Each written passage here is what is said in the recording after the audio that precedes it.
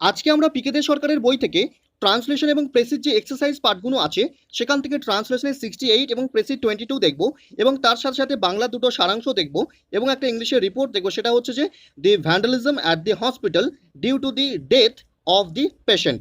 ঠিক আছে, ক্লিয়ার হয়েছে? তাহলে আমরা প্রতিদিনকার ক্লাসের মতো আজকেও এই ক্লাসে 100 লাইকের টার্গেট রাখছি, আশা করছি খুব শীঘ্রই করে দেবেন। চলুন তাহলে আপনারা এই যে প্যাসেজটা আছে ট্রান্সলেশনের, এটা ভিডিওটাকে পজ করে ভালো করে পড়ে নিন, তারপরে আমরা এগোবো। ঠিক আছে, পড়া হয়েছে, তাহলে চলুন কি বলছে দেখুন। ফার্স্ট লাইনটা কি বলছে এখানে। এখানে বলছে 1883 খ্রিস্টাব্দে, তার মানে আপনি ফার্স্ট লিখবেন কি ইন 1883। ঠিক আছে, সুরেন্দ্রনাথ বন্দ্যোপাধ্যায়ের চেষ্টায়, তার মানে কি at the effort of Surendranath Bandyopadhyay. ঠিক আছে, তারপরে কি ইন্ডিয়ান ন্যাশনাল কনফারেন্স নামে একটি সভা আহুত হইল, মানে একটি সভা আহ্বান করা হয়েছিল। ঠিক আছে, আহ্বান করা হয়েছিল কারোর দ্বারা, তাহলে কি আপনাকে পাস্ট ইনডিফিনিট প্যাসিভে লিখতে হবে।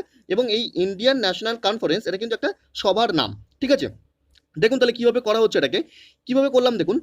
ঠিক সেইভাবেই ইন 1883 মানে 1883 সালে at the effort of Surendranath Bandyopadhyay, মানে সুরেন্দ্রনাথ বন্দ্যোপাধ্যায়ের চেষ্টায় কি করা হয়েছিল, মিটিং, একটা মিটিং যার নাম কিনা সেই জন্যই লিখছি কল্ড, যার নাম হচ্ছে দি ইন্ডিয়ান ন্যাশনাল কনফারেন্স, যার নাম হচ্ছে ইন্ডিয়ান ন্যাশনাল কনফারেন্স, সেটাকে কি করা হয়েছিল, আহুত করা হয়েছিল বা আহ্বান করা হয়েছিল, তাই লিখলাম ওয়াজ কনভেন্ট। এই কনভেন্ট মানে হচ্ছে আহ্বান করা, তাহলে ওয়াজ কনভেন্ট মানে আহুত করা হয়েছিল। ঠিক আছে, বোঝা গেল কি হলো। তাহলে কি ইন 1883 মানে 1883 সালে at the effort of Surendranath বন্দ্যোপাধ্যায়ের চেষ্টায় মিটিং, একটা মিটিং যার নাম কিনা ইন্ডিয়ান ন্যাশনাল কনফারেন্স, সেটাকে কি করা হয়েছিল, ওয়াজ কনভেন্ট মানে কি আহ্বান করা হয়েছিল বা আহুত করা হয়েছিল। ঠিক আছে, ব্যাপারটা ক্লিয়ার হলো, কারোর দ্বারা করা হয়েছিল, তাই আমরা কি করলাম, প্যাসিভে করলাম এবং বিষয়টাকে পাস্ট ইনডিফিনিটের প্যাসিভে করা হলো। ঠিক আছে, ক্লিয়ার হয়েছে। আচ্ছা, পরবর্তী সেন্টেন্স দেখুন কি বলছে এখানে।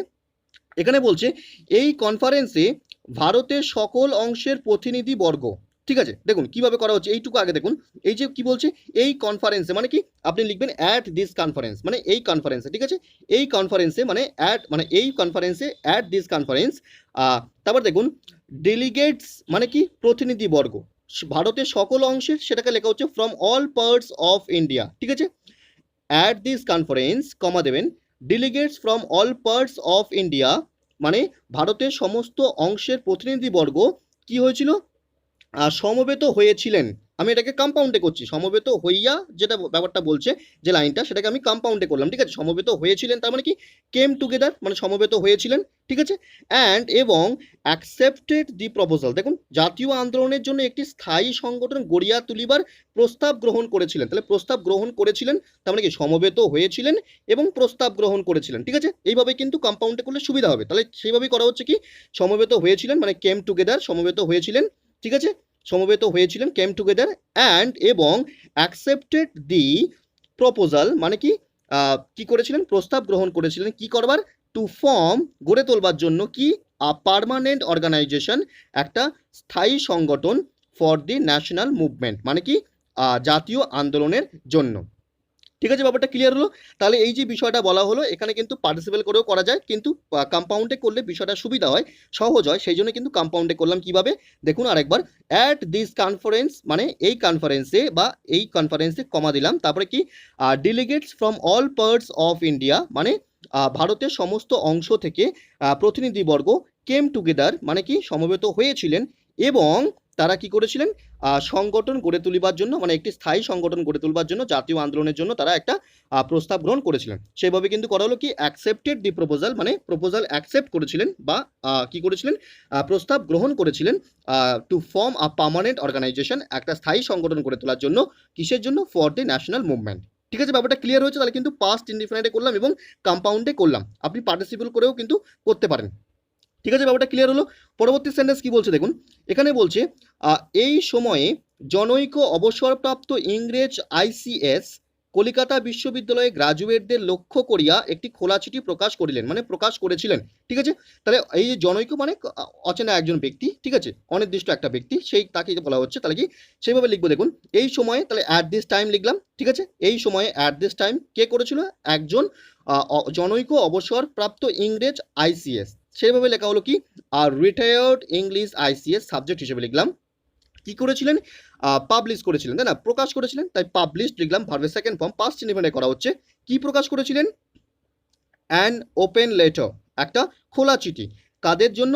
For the graduates of Calcutta university. ঠিক আছে, ব্যাপারটা ক্লিয়ার হলো, একদম সহজভাবে লিখলাম। তাহলে কিভাবে করলাম দেখুন আরেকবার, অ্যাট দিস টাইম, এই সময়ে। ঠিক আছে, এবারে সাবজেক্টটাকে চুজ করলাম, আর রিটায়ার্ড ইংলিশ আইসিএস পাবলিশড, তারপরে যে অবজেক্টটা লেখা হচ্ছে দেখুন, তারপরে বাকিগুলো কমপ্লিমেন্ট হিসেবে লেখা হলো। তাহলে কি published and open letter, object হিসেবে লিখলাম অ্যান্ড ওপেন লেটার, তারপরে কমপ্লিমেন্ট হিসেবে বাকিটা লেখা হলো। ঠিক আছে, ব্যাপারটা ক্লিয়ার হলো, পাস্ট ইনডিফিনিটে করা হলো। পরবর্তী সেন্টেন্স দেখুন কি বলছে, এখানে বলছে ইহাতে ভারতীয় দিগকে রাজনীতিক, সামাজিক ও নৈতিক উন্নতির জন্য একটি স্থায়ী সংগঠন গড়ে তুলিতে উপদেশ দান করেছিলেন। তাহলে এখানে কিন্তু আপনি সাবজেক্টটা খুঁজে পাচ্ছেন না, যে কে উপদেশ দান করেছিলেন। ইহাতে মানে ওই চিঠির মধ্যে তিনি দান করেছিলেন, তাই না? তাহলে আপনি কিন্তু সাবজেক্ট হিসেবে হি কথাটাকে নিয়ে আসতে হবে। ঠিক আছে, দেখুন কিভাবে করা হচ্ছে। ইহাতে মানে ইন ইট, মানে সেটাতে বা ইহাতে। ঠিক আছে, ইন ইট কি হলো, তিনি দান করেছিলেন, বা মানে তিনি উপদেশ দিয়েছিলেন, তাই না? তাহলে হি অ্যাডভাইসড। ঠিক আছে, কি করা হলো, ফার্স্ট ইনডিফিনাইট করছি। হি অ্যাডভাইসড, তিনি উপদেশ দিয়েছিলেন কাদেরকে? দি ইন্ডিয়ানসদের, ভারতীয়দেরকে উপদেশ দিয়েছিলেন কি করতে? To form a permanent organisation, একটা স্থায়ী সংগঠন তৈরি করতে বলেছিলেন। কিসের জন্য? For political, social and moral progress. মানে কি?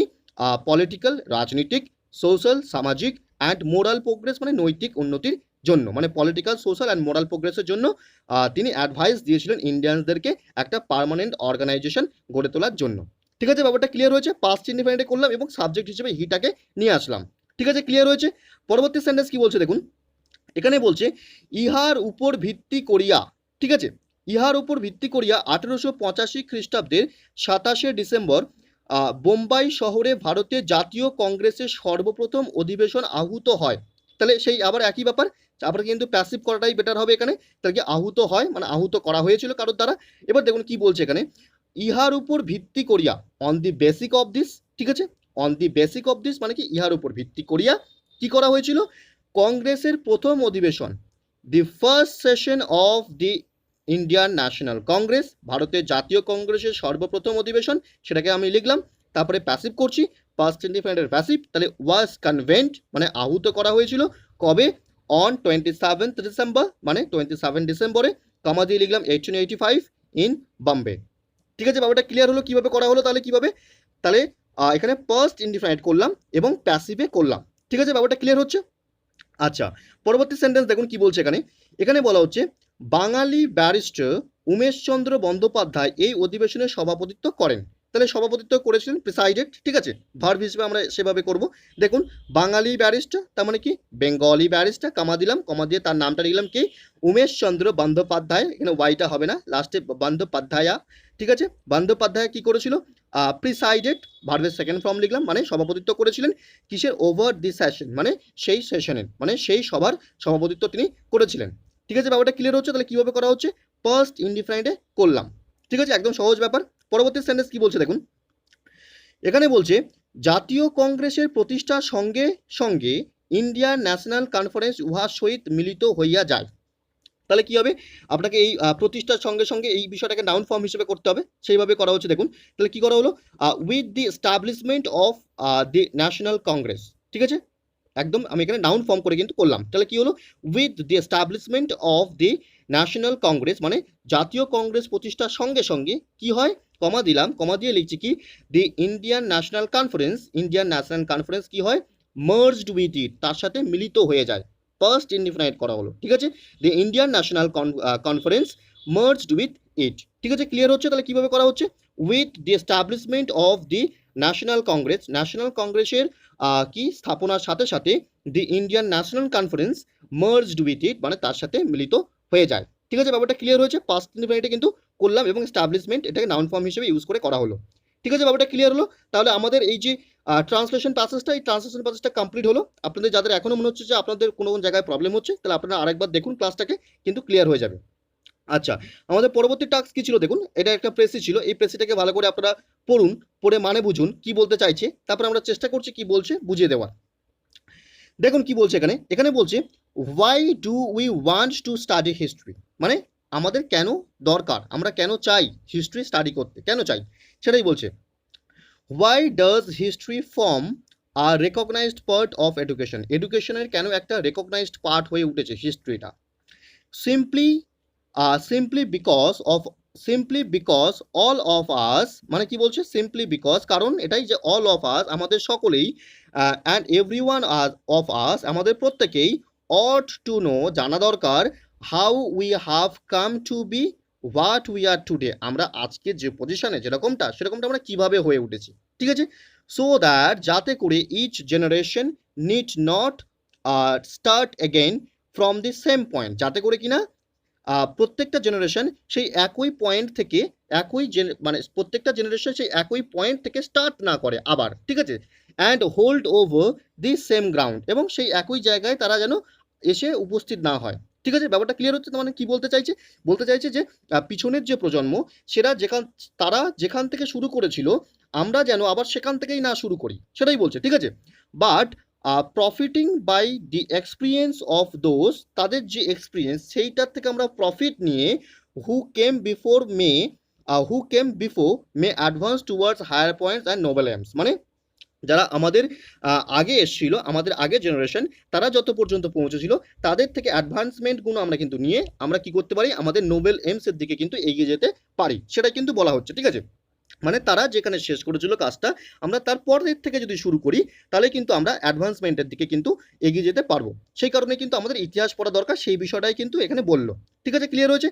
তারপর কি বলছে দেখুন, অ্যাজ আ গ্রোয়িং চাইল্ড, মানে এবারে একটা উদাহরণ দিচ্ছে কি অ্যাজ আ গ্রোয়িং চাইল্ড, যেমন একটা গ্রোয়িং চাইল্ড কি করে, might ask his father or grandfather who has build the house they lived in, মানে যারা বাস করছে সেই ছেলেটা যেখানে যে শিশুটা যে বাড়িতে বাস করছে সেই বাড়িটা কে তৈরি করেছে, সে কিন্তু তার ফাদার বা গ্র্যান্ডফাদারকে যেমনটা জিজ্ঞাসা করে, অর হু হ্যাজ, এখানে হ্যাজ হবে, who has clear the fields that yields them their food, মানে যে ওই যে ফিল্ডস, যে খেতে তাদের ফসল উৎপন্ন হয় সেইটা কে সাফ করে, ঠিক আছে, সেটা কে পরিষ্কার করে, সেটা কে রক্ষণাবেক্ষণ করে, সেই যে বিষয়টা কিন্তু একটা চাইল্ড তার ফাদারকে বা গ্র্যান্ডফাদারকে যেমনভাবে জিজ্ঞাসা করে, ঠিক সেরকমভাবে কিন্তু we ask the historians Weil's, মানে কোথা থেকে, আমরা হিস্টোরিয়ানদের জিজ্ঞাসা করি যে কোথা থেকে উই কেম, আমরা এসছি, and how we came into the position of what we call our own, মানে আমরা যেটা আমাদের পজিশন সম্পদ হিসেবে ভাবি সেটা আমরা কোথা থেকে পাচ্ছি বা কোথা থেকে পেয়েছি, ঠিক আছে। এই বিষয়টা কিন্তু আমরা হিস্টোরিয়ানসদের কাছে জিজ্ঞাসা করি, যেমনভাবে কিন্তু একটা শিশু তার ফাদার বা গ্র্যান্ডফাদারকে তার বিষয়ে জিজ্ঞাসা করে, ঠিক আছে। ক্লিয়ার হচ্ছে? তারপর দেখুন তাহলে কিন্তু উদাহরণ দিল, তারপর আবার কি বলছে দেখুন, হিস্ট্রি মে টেল আস, হিস্ট্রি আমাদের কি বলে যে afterwards many useful and amusing things such us child mite like to here from mother or grandfather, মানে কি মানে হিস্ট্রিও আমাদেরকে এরকম ইউজফুল থিংসগুলো আমাদেরকে বলে থাকে, কি বলে থাকে, যেমনটা কিনা তার মানে একটা চাইল্ড তার বাবা মায়ের কাছ থেকে বা গ্র্যান্ডফাদার মাদারের কাছ থেকে যেসব বিষয়গুলো শুনে থাকে, ঠিক সেরকমভাবে কিন্তু হিস্ট্রিও আমাদেরকে এই সমস্ত বিষয়গুলো সম্পর্কে কিন্তু বলে থাকে, ঠিক আছে। ক্লিয়ার হচ্ছে? তারপর কি বলছে দেখুন, but what history has to teach us before all and everything is our own antecedent, our own ancestors or our own descendant, মানে যেগুলো আমাদের হিস্ট্রি যেগুলো বলছে সেগুলো কাদের কথাই বলছে, সেগুলো কিন্তু সমস্ত আমাদের পূর্বসূরি পূর্বপুরুষ এদের কথাই কিন্তু বলছে, ঠিক আছে। ব্যাপারটা ক্লিয়ার হচ্ছে? তাহলে এখানে আপনি যখন পড়ছেন বিষয়টা কি বলতে চাইছে, এখানে বলতে চাইছে একটাই বিষয় যে হিস্ট্রি পড়া বা হিস্ট্রি শেখা, এই যে লার্নিং প্রসেস, মানে হিস্ট্রির যে শেখার যে গুরুত্ব, তার যে ইম্পর্টেন্সটা কোথায়, সেটাই কিন্তু এতক্ষণ ধরে বলা হলো, ঠিক আছে। তার মানে কি বলছে যে হিস্ট্রির যে মানে ইম্পর্টেন্স অফ হিস্ট্রি, মানে হিস্ট্রি লার্নিং করার যে ইম্পর্টেন্স সেটা কিন্তু খুব গভীর, ঠিক আছে, সেটা কিন্তু অবশ্যই জানা দরকার। কারণ কি? কারণ এটা আমাদেরকে শেখায় বা এটা আমাদেরকে জানায়, এটা আমাদের সাজেস্ট করে, কি সাজেস্ট করে যে একটা নতুন জেনারেশন সে কি করতে চায়, তার দরকার কি দরকার, তার নতুন জেনারেশনের দরকার যে তার পুরাতন জেনারেশন বা তার আগের জেনারেশন যেখানে তাদের ডেভেলপমেন্টগুলোকে শেষ করেছে বা পজ করেছে, সেখান থেকে কিন্তু নতুন জেনারেশনকে সেখান থেকে আবার শুরু করা দরকার। এটাই হিস্ট্রি আমাদেরকে শেখায়, হিস্ট্রি আমাদেরকে শিক্ষা দেয়। ইনফ্যাক্ট মানে ইনফ্যাক্ট কি করে, হিস্ট্রি আরও আমাদেরকে বলে যে কি একটা জেনারেশন, সেই জেনারেশন কিভাবে প্রোগ্রেস করছে এবং সেই জেনারেশনকে তার যে প্রিডিসেসর্স যারা, সেই প্রিডিসেসরদের থেকে প্রিডিসেসরদের যে অগ্রগতি, সেই অগ্রগতি সম্পর্কেও কিন্তু নতুন জেনারেশনকেও একটা শিক্ষা দিয়ে থাকে। এই বিষয়টাই বলতে চাইছে, তাই না? তাহলে দেখুন আমরা কিভাবে করছি এটাকে। ফার্স্ট একটা টাইটেল দিলাম কি, ইম্পর্টেন্স অফ লার্নিং হিস্ট্রি, ঠিক আছে। তারপরে দেখুন কিভাবে এটা আনসারটা করা হচ্ছে, এখানে এইভাবে করা হলো। দেখুন কি বলছে এখানে, এখানে বলছে the importance of learning history is immense, মানে লার্নিং হিস্ট্রি, মানে হিস্ট্রি শেখার গুরুত্ব, ইম্পর্টেন্স, এটা কিন্তু খুব গভীর একটা ব্যাপার। ঠিক আছে, তারপর দেখুন বিকজ ইট সাজেস্ট দ্যাট, এটা কি সাজেস্ট করে, এটা সাজেস্ট করে যে দি new generation needs to continue, new জেনারেশনের কন্টিনিউ করা দরকার দি ডেভেলপমেন্টকে ফ্রম দ্যাট স্টেজ, সেই স্টেজ থেকে তাদেরকে কন্টিনিউ করা দরকার যে স্টেজে কিনা ওয়্যার দি অ্যানসেস্টার্স পস্ট, যে স্টেজে কিন্তু অ্যানসেস্টাররা কি করেছে, পূর্বপুরুষরা থামিয়ে দিয়েছে ডেভেলপমেন্টকে, সেই স্টেজ থেকে কিন্তু নিউ জেনারেশনকে উচিত ডেভেলপমেন্টটাকে কন্টিনিউ করা।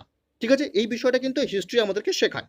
ঠিক আছে, in fact history tells the new generation about the progress of its predecessors, মানে কি প্রিডেসেসর্স যারা, সেই প্রিডেসেসর্সদের যে প্রোগ্রেস, সেই প্রোগ্রেসটা কেমন ছিল, সেই বিষয়টা কিন্তু হিস্ট্রি নিউ জেনারেশনকে বলে থাকে। ঠিক আছে, ব্যাপারটা ক্লিয়ার হচ্ছে কিভাবে করা হলো? তাহলে আপনি কি করছেন, আপনি বারংবার ভালো করে পড়ছেন, পড়ার পর আপনি একটা ব্রেন ম্যাপ তৈরি করছেন এবং সেই ব্রেন ম্যাপ অনুযায়ী আপনি একটা নির্দিষ্ট টাইটেল দিলেন, সুইটেবল টাইটেল দিলেন এবং টাইটেল অনুযায়ী কিন্তু আপনি সেই যে আপনি যেটা বুঝেছেন সেইটাকে নিজের ভাষায় প্রতিস্থাপন করবেন। ঠিক আছে, ব্যাপারটা ক্লিয়ার হয়েছে? আচ্ছা, তাহলে আমাদের এই প্রেসি প্রসেসটা কমপ্লিট করলাম আমরা। আমাদের পরবর্তী হোম টাস্ক কি ছিল দেখুন, আমাদের পরবর্তী হোম টাস্ক ছিল একটা বাংলা সারাংশ। এটা ভালো করে আপনি জাস্ট পড়ে নিন, পড়ে মানে বুঝুন, মানে বোঝার পর আমি চেষ্টা করছি যে এটা কি বলতে চাইছে সেটাকে বুঝিয়ে দেওয়ার। ঠিক আছে, পড়া হয়েছে, বুঝতে পারছেন কি বলতে চাইছে? এখানে বলতে চাইছে কি তাহলে? এখানে বলতে চাইছে যে মানুষ, অভ্যন্তরীণ যে মানুষের সুখ, সে অভ্যন্তরীণ মানুষ কিন্তু সুখের পিছনে না ছুটে সে তার বাইরের যে আনন্দ, বাইরের যে আড়ম্বর, তার যে বাহ্যিক সুখ, সেই বিষয়ের প্রতি কিন্তু সে যথেষ্ট আকৃষ্ট হয়। সেই যে বাহ্যিক যে মোহ, সেই বাহ্যিক মোহপূর্তির নেশায় কিন্তু মানুষ সদা আকর্ষিত।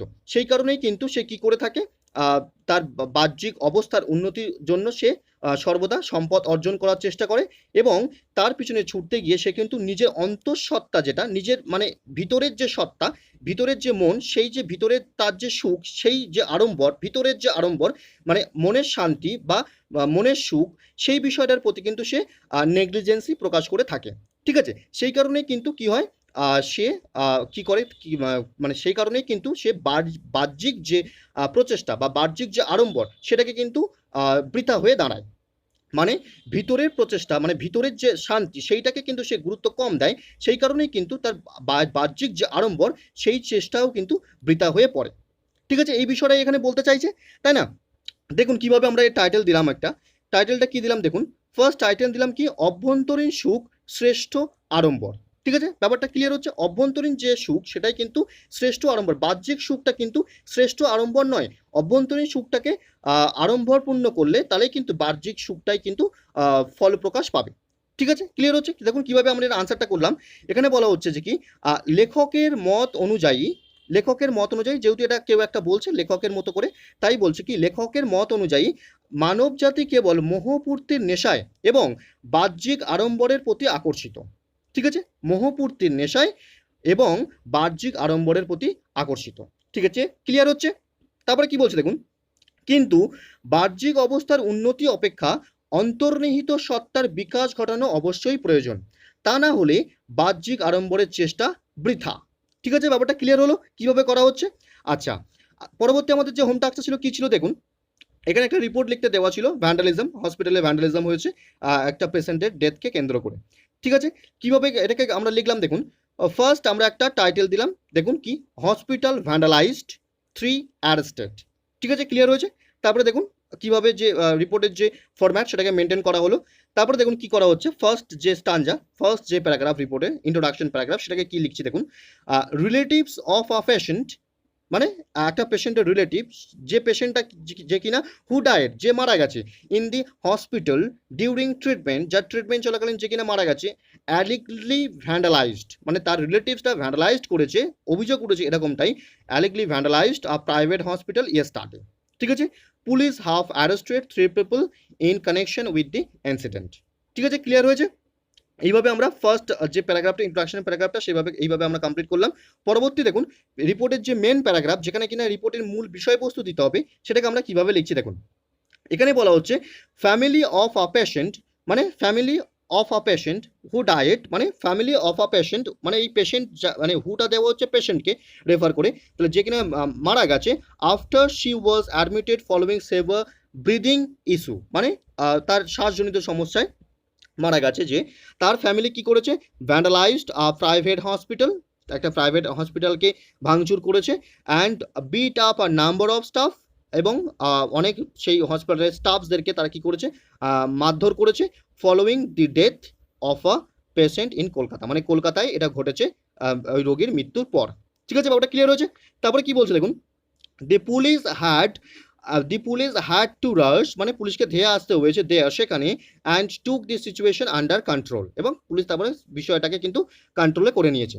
ঠিক আছে, তারপরে কি বলছে, অ্যাকর্ডিং টু পুলিশের মত অনুযায়ী, the 50-year-old patient who was suffering from respiratory problems, যে কিনা রেসপিরেটরি প্রবলেমসে ভুগছিল, was brought to the hospital by her relative হবে এখানে। ঠিক আছে, by her relative in a critical condition on yesterday afternoon. ঠিক আছে, ক্লিয়ার হলো। আচ্ছা, তাহলে কিন্তু এখানে হিজের জায়গায় হার হবে।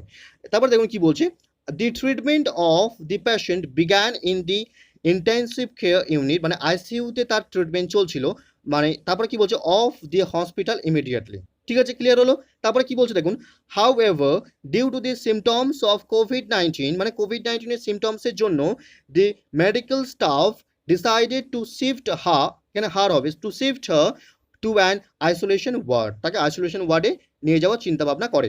বাট শি ডায়েট, কিন্তু সে মারা যায়। যেহেতু আমি এখানে মেয়ের কথা বলেছি, তাই এখানে কিন্তু এখানে শি হবে। আপনি যদি উপরে শির জায়গায় হি দিতেন তাহলে কিন্তু এখানেও হি হবে। ঠিক আছে, ক্লিয়ার হচ্ছে।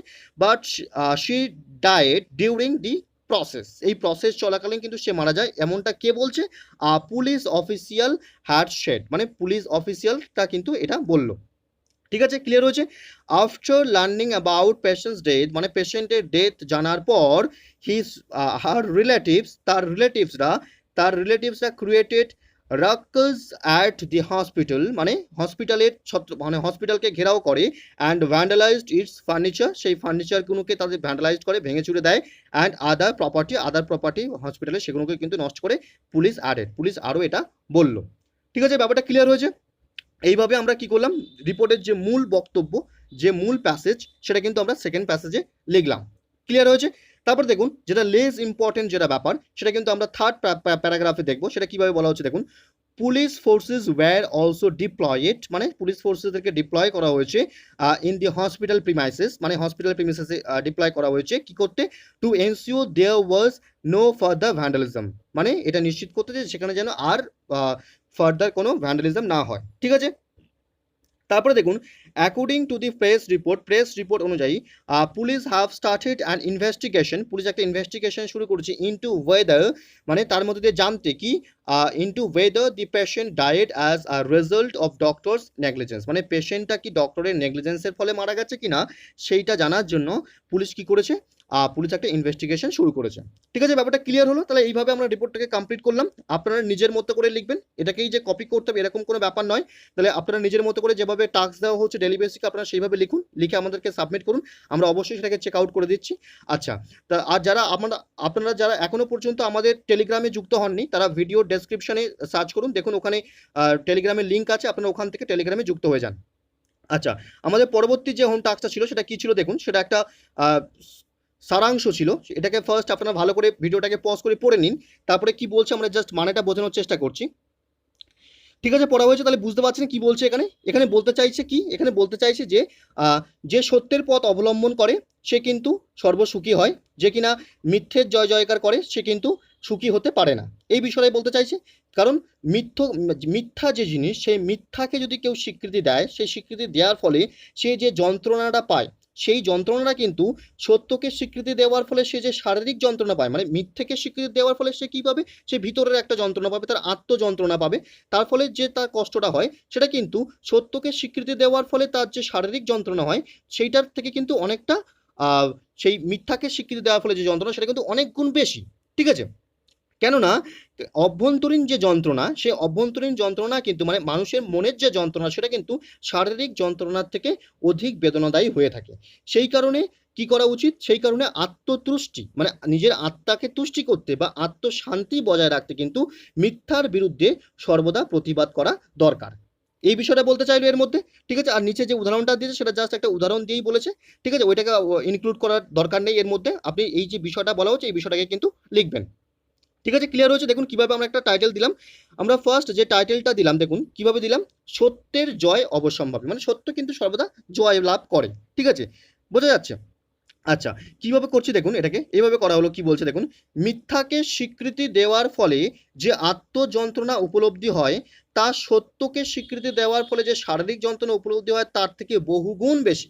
ঠিক আছে, মানে মিথ্যাকে স্বীকৃতি দিলে যে আত্মযন্ত্রণাটা হয়, ভিতরের যে যন্ত্রণাটা হয়, মনের যে যন্ত্রণাটা হয়, সেটা কিন্তু সত্যকে স্বীকৃতি দেওয়ার ফলে কেউ যদি টর্চার্ড হয় শারীরিকভাবে, তাহলে সে যে শারীরিকভাবে যে যন্ত্রণাটা লাভ করে সেইটা কিন্তু মানে মিথ্যাকে স্বীকৃতি দেওয়ার ফলে যে যন্ত্রণা সেটা কিন্তু অনেক গুণ বেশি তার তুলনায়। ঠিক আছে, কারণ কি, কারণটা পরের লাইনে লেখা হলো কি, কেননা অভ্যন্তরীণ যন্ত্রণা বাহ্যিক যন্ত্রণার চেয়ে অনেক বেশি বেদনাদায়ী। ঠিক আছে, তাই আত্মতুষ্টি ও আত্মশক্তি বজায় রাখতে মিথ্যার বিরুদ্ধে প্রতিবাদ দরকার। ঠিক আছে, ব্যাপারটা ক্লিয়ার হলো? কি করতে? আত্মতুষ্টি ও আত্মশক্তি বজায় রাখতে মিথ্যার বিরুদ্ধে প্রতিবাদ করা দরকার। ঠিক আছে, ব্যাপারটা ক্লিয়ার হয়েছে? তাহলে এইভাবে আমাদের এই যে সারাংশ ব্যাপারটা আমরা ক্লিয়ার করলাম। আর তাহলে আপনারা যারা এখনো পর্যন্ত আমাদের সঙ্গে যুক্ত হয়েছেন, চ্যানেলটাকে এখনো সাবস্ক্রাইব করেনি, অবশ্যই সাবস্ক্রাইব করে পাশে থাকবেন এবং বন্ধুদের সঙ্গে প্রচুর প্রচুর প্রচুর মাত্রায় শেয়ার করবেন, তাহলে কিনা আমরা আরও নতুনভাবে এত উদ্যম দিয়ে প্রতিদিন আপনাদের জন্য এরকমভাবে ডেলি নতুনভাবে উদ্যম দিয়ে ক্লাস করতে বাধ্য হব। ঠিক আছে, তাহলে আজকের ক্লাসটা আমরা এখানেই শেষ করলাম, পরবর্তী ক্লাসে দেখা হচ্ছে। ধন্যবাদ।